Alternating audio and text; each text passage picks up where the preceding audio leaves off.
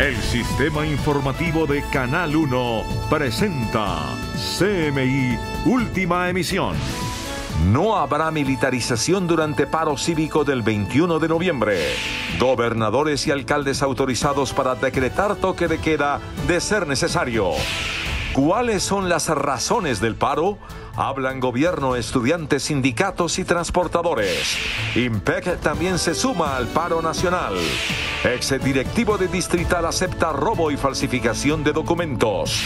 Nueva derrota para el uribismo.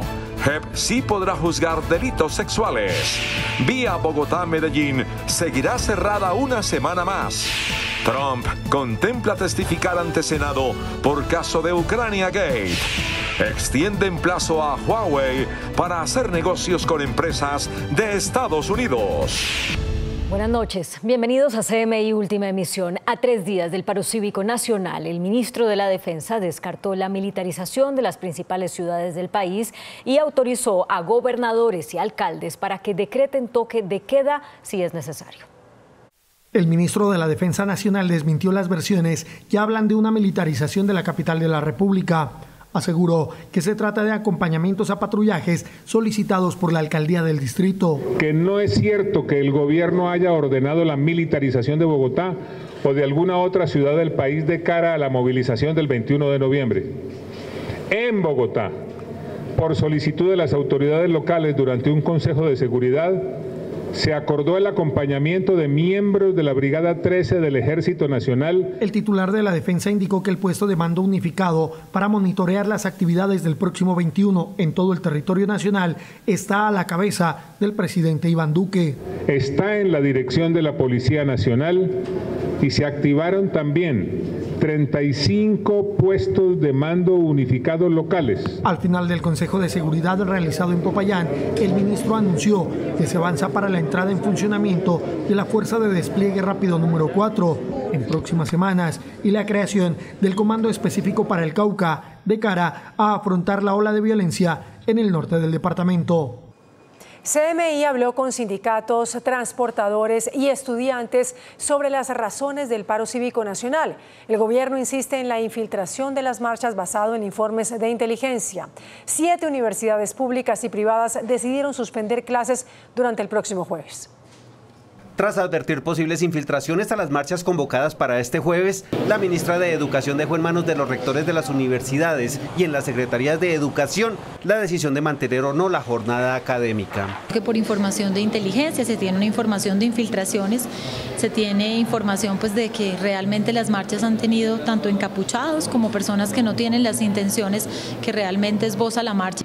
La Central Unitaria de Trabajadores considera que quienes están incitando a la violencia son los sectores que se han manifestado en contra de la jornada. El paquetazo, ya todo el mundo conoce lo que hemos mencionado: reforma laboral, reforma tributaria, el holding financiero, las privatizaciones, el cumplimiento de los acuerdos y por la vida y por la paz. Ya las universidades de los Andes, Rosario, Javeriana de Cali, Pedagógica, Gran Colombia y Central optaron por suspender actividades el jueves. Hacemos una invitación a toda la comunidad universitaria, a la comunidad académica nacional e internacional a rechazar estos actos violentos. Igualmente he tenido amenazas por redes sociales que ponen en peligro la integridad de mi vida y mi persona. Los camioneros, por su parte, anunciaron que no suspenderán actividades. Todo el sector de carga, todos los gremios con los que hemos hablado, no estamos de acuerdo con parar, porque por varias razones. Una, es la época en donde más hay transporte tanto de pasajeros como de carga. Los organizadores del paro prevén que participen al menos 2 millones de personas. Bueno, otro de los sindicatos que se sumará al paro del jueves será el de los trabajadores del IMPEC. 6.000 trabajadores del IMPEC, la mayoría guardianes, participarán en el paro de este jueves. No se afectarán los servicios fundamentales, pero sí habrá restricciones. Los trabajadores penitenciarios haremos asambleas informativas en todos los establecimientos carcelarios del país. No va a haber atención al público. No se van a recibir internos nuevos de las estaciones de policía, se van a garantizar los derechos humanos de las personas privadas de la libertad que tenemos dentro de las cárceles, solo se van a hacer traslados médicos por urgencias. Los guardianes van a paro por proyectos que están en el Congreso que buscan privatizar la resocialización de los presos. A propósito del paro nacional, así serán los recorridos de las marchas en Bogotá, Medellín, Cali y Barranquilla. En Bogotá se tienen dispuestos 7 puntos de concentración: el Parque Nacional, la Gobernación de Cundinamarca, el Hospital San Juan de Dios, la Sevillana sobre la Autopista del Sur, el Sena de la Carrera 30, la Plazoleta de la Hoja en la 30 con 19 y la Universidad Nacional. Desde esos sitios y antes del mediodía, los manifestantes se desplazarán hacia la Plaza de Bolívar. A las 8 de la mañana inician 2 marchas de estudiantes, una desde el occidente y otra desde el sur, que se concentrarán con las centrales obreras en el Parque de las Luces. A las 11 de la mañana saldrán a marchar todos hacia la Avenida Oriental con la playa, en el centro de Medellín, donde harán un plantón. En 5 puntos de Cali se concentrará la mayor actividad, se realizarán 2 marchas y en 3 puntos se llevarán a cabo plantones, en las salidas hacia Jamundí, Candelaria y Palmira. Las autoridades señalan que de ser necesario se decretará toque de queda. En el Valle del Cauca hay especial preocupación por el desarrollo del paro en Buenaventura. 3 marchas se cumplirán este jueves 21 de noviembre en Barranquilla en el marco del paro nacional. Todas confluirán en el Paseo Bolívar.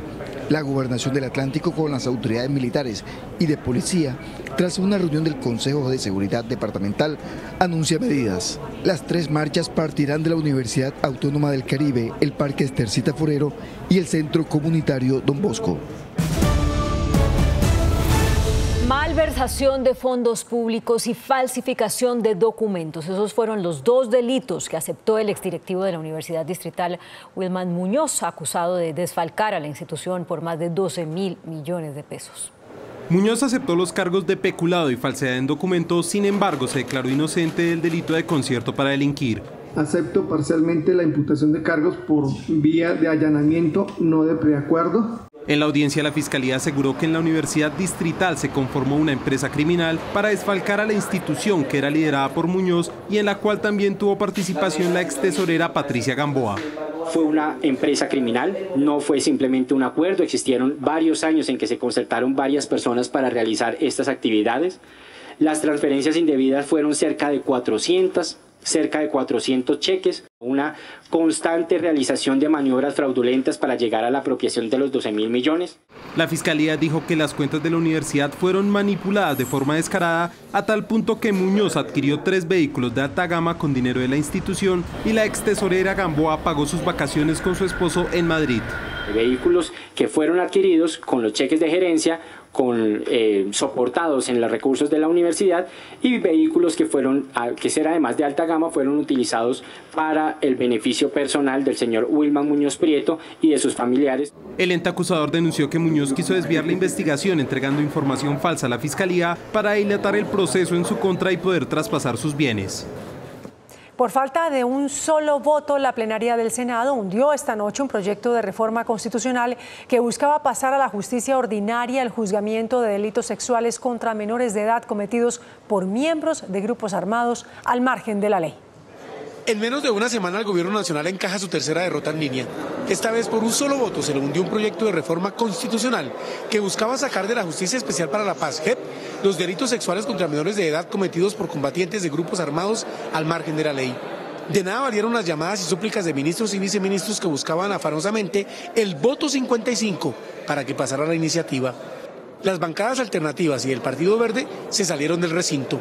Porque consideramos que va en contravía de un valor para nosotros fundamental, que es la construcción de la paz.